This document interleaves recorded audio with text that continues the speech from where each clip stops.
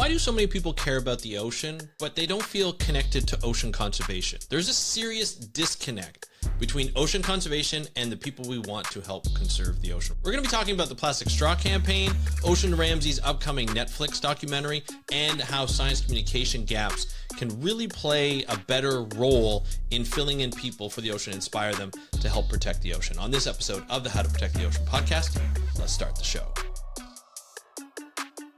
Hey everybody, welcome back to another exciting episode of the How to Protect the Ocean podcast. I'm your host, Andrew Lewin, and this is the podcast where you find out what's happening with the ocean, how you can speak up for the ocean, and what you can do to live for a better ocean by taking action. If you want to take action, you can join the Undertow. It's a community that I'm building with two co-founders. We are here to build a community for the ocean, to protect the ocean. No algorithms, nothing like no blocking or no trying to put one over the other. We are showing you the true wave makers, people who are trying to do well for the ocean, inspire you to protect the ocean as well, and guide you to buying products and services that are good for the ocean and good for the planet. All you have to do is go to speakupforblue.com/join the Undertow. That's speakupforblue.com/join the Undertow. Now, you probably love the ocean. If I asked you, hey, do you love the ocean? You're probably going to say, yeah, of course I do. Why wouldn't I love the ocean? Some people love it. Most people I talk to love it. A lot of times when I introduce myself and they say, what do you do, Andrew? I say, I'm a marine biologist or a marine ecologist or a marine scientist, ocean conservationist.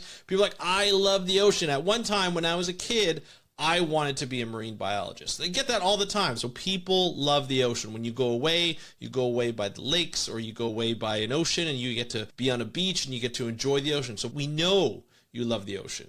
But why is it so hard to connect to ocean conservation? Why is it so hard to take that action? And there's really three things that I want to go to today to really talk about how we are not very well connected with ocean conservation, and certain campaigns have missed the point, and what scientists and ocean conservationists need to do to really understand how people tick. The first thing is the plastic straw campaign. It is a symbol over substance. The recap is really, there was a viral video that went around. There were some scientists, friends of mine, that I actually met after the video came out. They pulled a straw out of a sea turtle's nose. That video went viral. Like, when I mean viral, I mean the ultimate viral, millions upon millions of views, tens of millions, maybe even 100 million by this time. And people were concerned. They were generally like, holy cow, this plastic straw ended up in this olive Ridley endangered sea turtle. How the heck does that happen? I remember when I interviewed Dr. Nathan Robinson, he was like, this has got to be 1,000,000 to 1. Like, I have no idea what the odds are of doing that. 4 months later, he calls me up and he's like, hey, Andrew, guess what? I actually found a plastic fork in an olive Ridley sea turtle nose.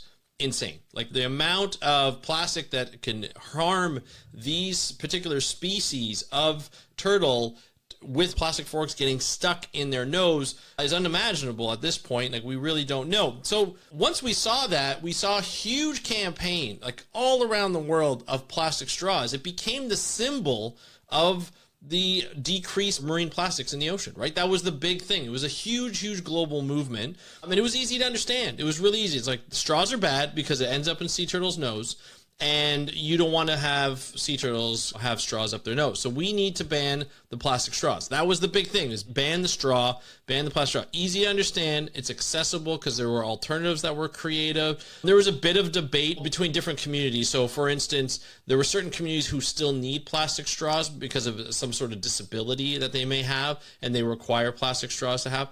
Obviously, that's an exception to the rule, but for the most people, don't need plastic straws. We really don't need it. And then, of course, it sparked an emotional reaction later on. So as this campaign built, companies were created to just sell plastic straws. They eventually dove into other different types of eco-friendly products like bamboo utensils or bamboo straws, metal straws, all these different types, paper straws, all these different types. And then, of course, that movement built where restaurants started to change to paper straws. And then people started to resent paper straws. They said it would blow up. They said it would fall apart after a while and so forth. But they were recyclable. They could break down a little easier for the most part if they were created properly. And it was a simple solution, but people really didn't like it.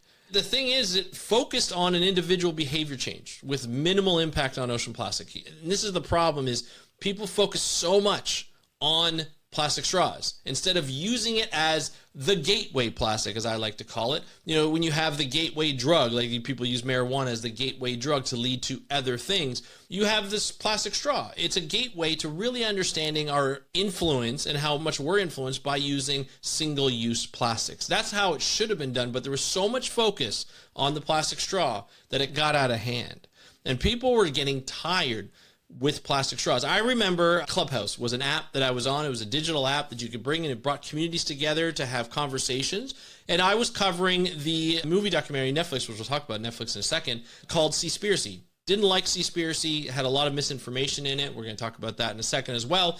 But people were debating, and I remember one comment, it's etched in my mind. And people were like, I'm done with the plastic straws. We need to move on to something bigger. To say that single-use plastic and plastic pollution is not as big as, say, overfishing is not doing it justice, doing the problem justice. And yes, people get tired about thinking of the same old item when it could have been moved to single-use plastics in general and how we can really change our behavior around that. It distracted from the bigger systems, the system issues, you know, corporate plastic production, fishing gear, all this types of stuff. It really distracted to what we really wanted was cleanup of single-use plastics, whether it's fishing gear, whether it's corporate creation of this, like chemical companies and fossil fuel companies. I think it's like 33% of the revenue that fossil fuel companies is generated by plastics.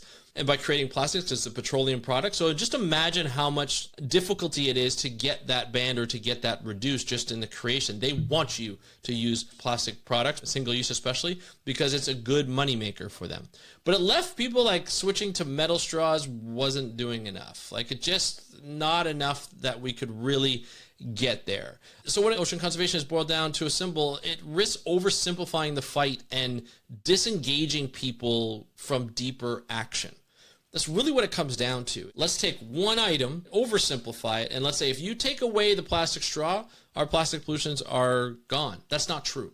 You can't do that. That's not what the campaign was really about. The campaign was more about our use of single-use plastics rather than the plastic straw. In fact, if that other video that Nathan recorded as he was taking the plastic straw out of the nose, if that went as viral, that might have changed the narrative in the long run because, you know, this happens all the time. Like we're seeing multiple plastic items be stuck in turtles. So if we saw 2 within 4 months, within a span of 70 kilometers on a coastline, there's probably more. You can probably estimate that there's more. I don't know how many. I mean, you still have to do a lot of studies for that, and you'd have to find them, but this happens, you know, and it's something that we need to correct, not just in sea turtles, not just plastic utensils or plastic straws, but just single-use plastics in general. That was just more of a close-up feel, and you really got the pain that sea turtle was in. The video did what it needed to do to show that animals are suffering from plastic pollution. Unfortunately, the campaigns that came from it didn't do it justice, and it just didn't connect with people. Second thing I want to talk about is documentaries. In fact, Netflix documentaries. Now, Netflix, as I mentioned, released a documentary called Seaspiracy a number of years ago. It was during the pandemic.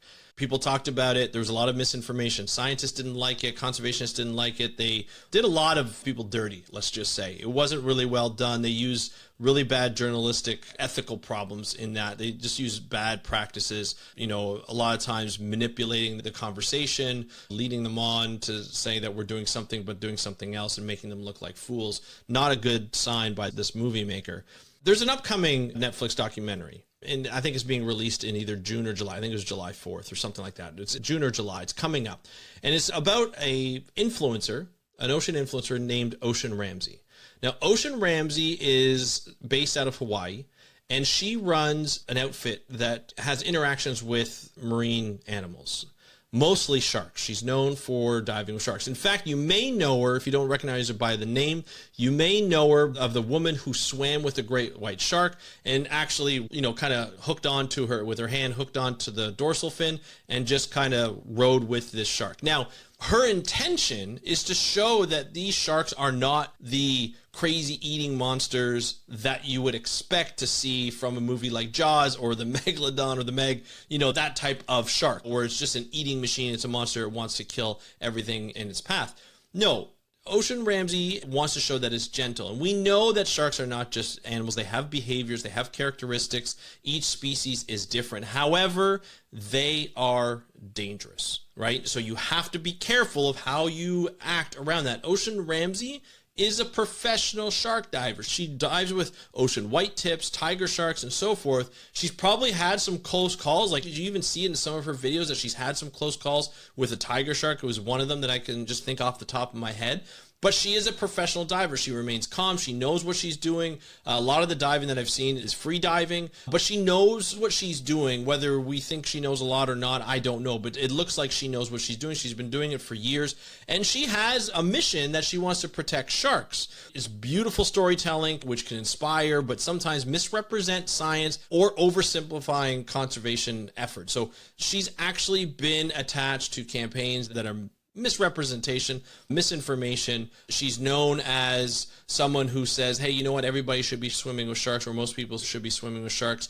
You have to be careful there. And an unintended consequence, when somebody sees her, diving like this, somebody else who does free diving or scuba diving thinks, oh, I could probably do that too if she can do it, so I'm going to do it, not realizing that there is training involved. It is a dangerous thing. And these animals, you have to know the signs that an animal's irritated, especially a shark is irritated or doesn't want to be bothered, or else you can't go near it. But if you don't know those signs and you try and go near it, that could be life and death situation. And here's the problem with that. Not only does it hurt you, but it hurts sharks, because once somebody gets bitten by a shark that's swimming with sharks, that means people are going to go out, and just in the past what we've seen is like, oh, well, we got to kill that shark, or how we know it's that shark? Well, we're going to take any shark that's 3 meters or more, and we're going to just kill it. If it's a tiger shark, we're going to kill all tiger sharks that are 3 meters or more for a certain amount of time, and then we'll just leave it be and let's help it. That's the management that a lot of countries are taking. Not a very good management. It doesn't happen everywhere, but that's something that you don't want to see. Right? The problem is the reputation of sharks is just starting to climb, and people are starting to feel sorry for sharks. But if they start to see people swimming with sharks getting bitten, or worse, dying from those bites,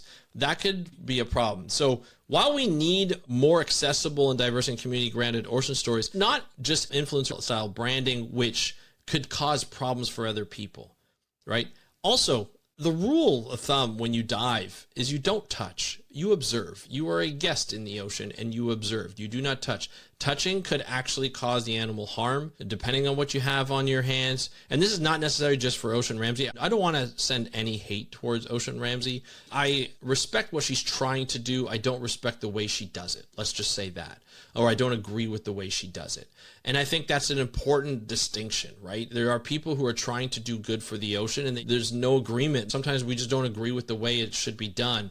I don't want to send any hate. I don't want to send any malintent to her. I hope that she's safe. I hope nothing ever bad happens to her. But you're playing with fire in this situation, and then you're teaching other people to play with fire. Not that she intends to, but she teaches other. Mind you, she does teach people out on her boats when she goes on her rides to swim with sharks.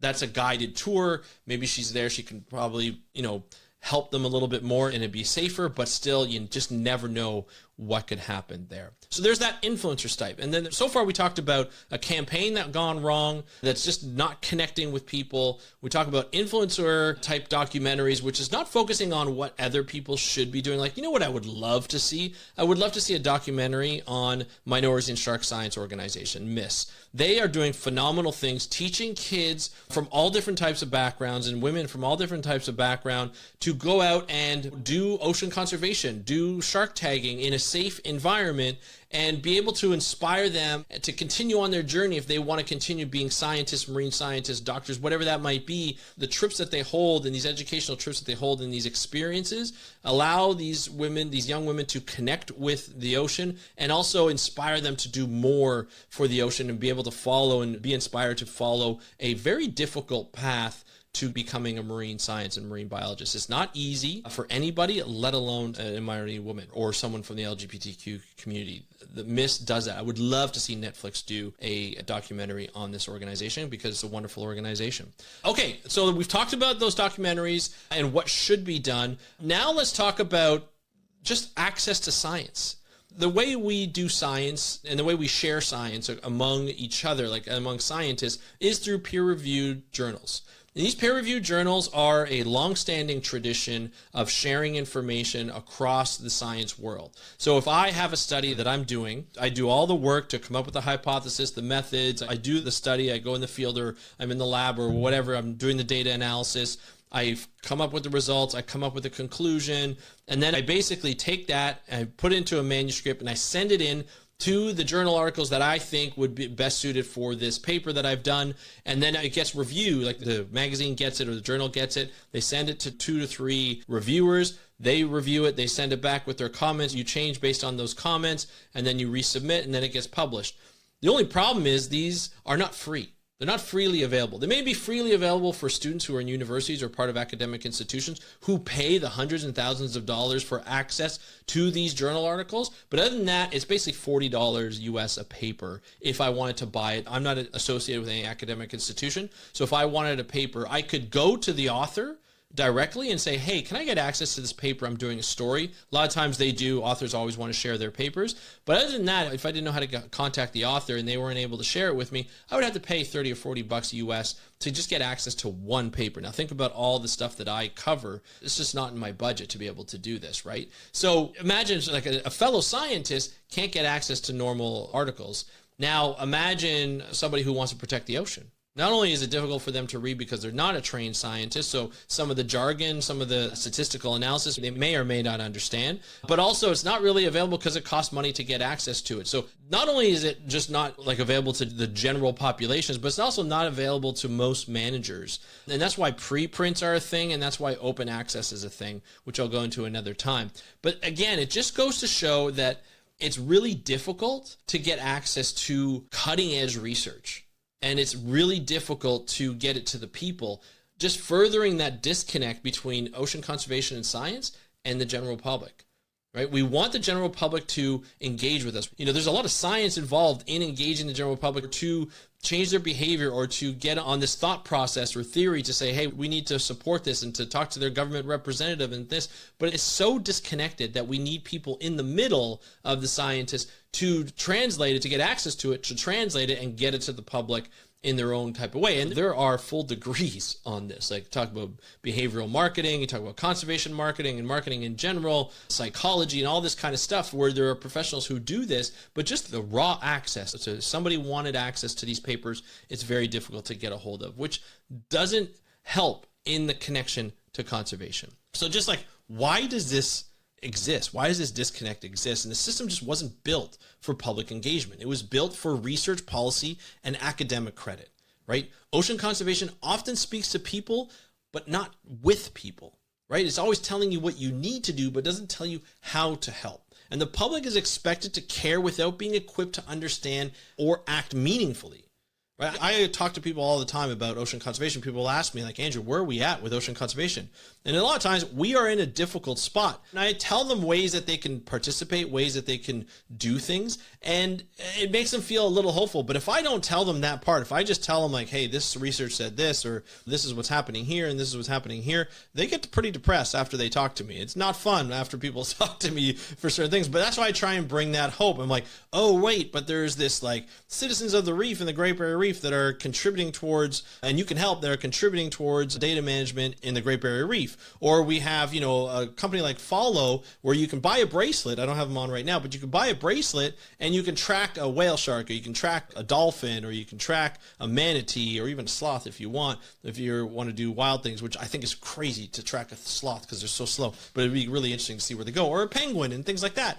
And it's ways to engage people. And those are the companies and those are the people and the organizations that really do well, because they offer a form of citizen science to get people involved. They can track an animal. They can really care for that animal. They get profiles and so forth. They can look at a reef and look at different parts of the Great Barrier Reef through Citizens of the Reef and be able to participate in gathering data for them and making sure that it's accurate. Right? And during that time, they can see different parts of the Great Barrier Reef that they will probably never be able to see on a regular basis unless they live near it or go diving on it. And even then, I bet you not many people have seen the entire Great Barrier Reef, even the researchers that work there or the tourists that work there.